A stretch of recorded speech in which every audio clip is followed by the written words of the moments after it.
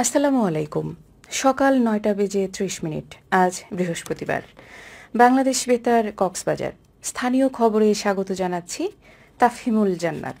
নির্বাচন commission EC সচিবালয়ের senior সচিব আক্তার আহমেদ জানিয়েছেন, ত্রয়োদশ জাতীয় সংসদ নির্বাচন ও গণভোট একই দিনে আয়োজনের প্রস্তুতি ইতোমধ্যে নিয়ে রেখেছে নির্বাচন কমিশন।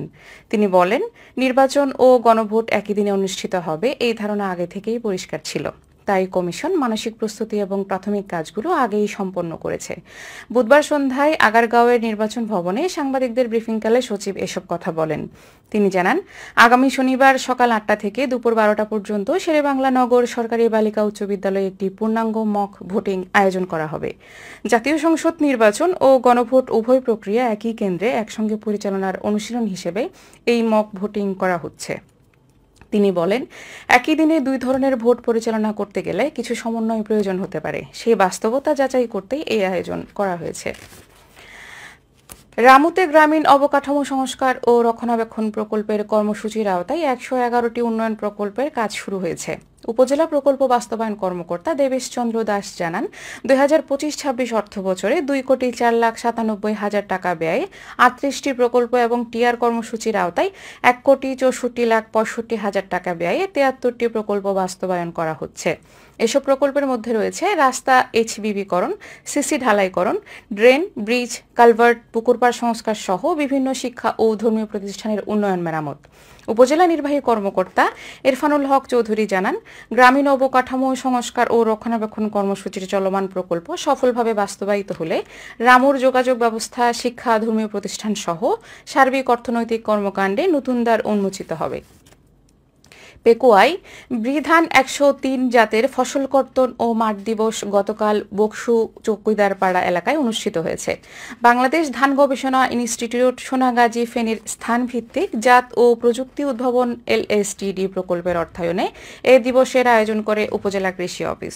এতে প্রধান অতিথি ছিলেন বাংলাদেশ ধান গবেষণা ইনস্টিটিউট সোনাগাজী ফেনীর প্রধান বৈজ্ঞানিক কর্মকর্তা ও আঞ্চলিক প্রধান ডক্টর মোহাম্মদ আমিনুল ইসলাম। তিনি বলেন, দেশে আমন মৌসুমে প্রচলিত উচ্চফলনশীল জাতগুলোর মধ্যে বিরি ধান ১০৩ সবচেয়ে বেশি ফলন দিয়েছে। পাশাপাশি এই জাতের ধান মাঠ থেকে সংগ্রহ করে কৃষক একই জমিতে বছরে ৩ থেকে ৪টি ফসল চাষ করতে পারেন। উপজেলা কৃষি অফিসার মোহাম্মদ ইসার সভাপতিত্বে এতে ধান গবেষণা ইনস্টিটিউট কক্সবাজারের আঞ্চলিক প্রধান ডক্টর ফারুক হোসেন খান বক্তব্য রাখেন। পরে মাঠ দিবসে কৃষকদের উপস্থিতিতে নমুনা শস্য কর্তন করা হয়। কক্সবাজার সমুদ্র সৈকতের সুগন্ধা পয়েন্টে ভ্রাম্যমাণ হকার ও দোকানদারদের কাছ থেকে চাঁদা তোলার সময় হাতে নাতে দুজনকে আটক করেছে টুরিস্ট পুলিশ। মঙ্গলবার রাতে বিশেষ অভিযান পরিচালনা করে তাদের আটক করা হয়। গতকাল বিষয়টি জানিয়েছেন টুরিস্ট পুলিশ কক্সবাজার রিজিয়নের অতিরিক্ত ডিআইজি আপেল মাহমুদ। তিনি বলেন, সৈকতের সুগন্ধা পয়েন্ট সহ বিভিন্ন স্থানে একটি চক্র হকার ও দোকানদারদের কাছ থেকে চাঁদা আদায় করার খবরে অভিযান চালানো হয়। টেকনাফে পৃথক অভিযান চালিয়ে ৪,৯১,৯০০ ইয়াবা ও ২০ লিটার দেশীয় মদ সহ ১২ জন মাদক পাচারকারীকে আটক করেছে বিজিবি।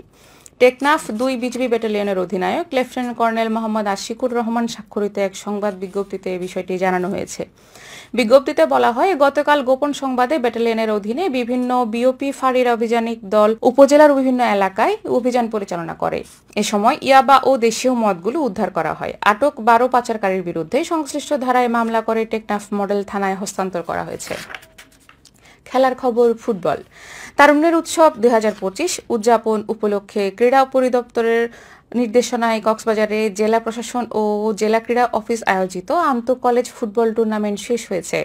বুধবার বিকেলে বীরশ্রেষ্ঠ রুহুল আমিন স্টেডিয়ামে টুর্নামেন্টের ফাইনাল খেলা উদ্বোধন করেন জেলা প্রশাসক মোহাম্মদ আব্দুল মান্নান।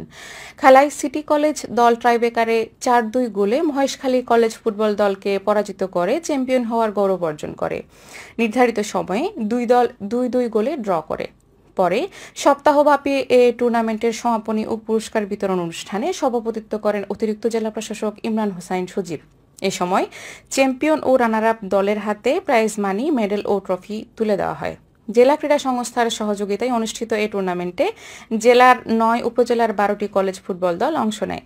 এতে সাবেক অধ্যক্ষ জসিম উদ্দিন, ক্রীড়াবিদ ইকবাল মোহাম্মদ শামসুল হুদা, টাইডেল সহ সংশ্লিষ্টরা উপস্থিত ছিলেন। ফাইনালে বিজয়ী ও রানার আপ দল পরবর্তীতে বিভাগীয় ও জাতীয় পর্যায়ে অংশ নেবেন বলে জানিয়েছেন জেলা ক্রীড়া কর্মকর্তা মোহাম্মদ আলাউদ্দিন। এখন জানিয়ে দিচ্ছি বাঁকখালী নদীর মোহনা ও সংলগ্ন এলাকার সামুদ্রিক জোয়ার ভাটার সময়সূচি। আজ জোয়ার শুরু হয়েছে সকাল 8:56 চলবে দুপুর 2:51 পর্যন্ত। ভাটা শুরু হবে দুপুর 2:51, চলবে রাত 8:48 পর্যন্ত। খবর শেষ হলো। আমাদের পরবর্তী খবর প্রচারিত হবে আজ দুপুর 2:30।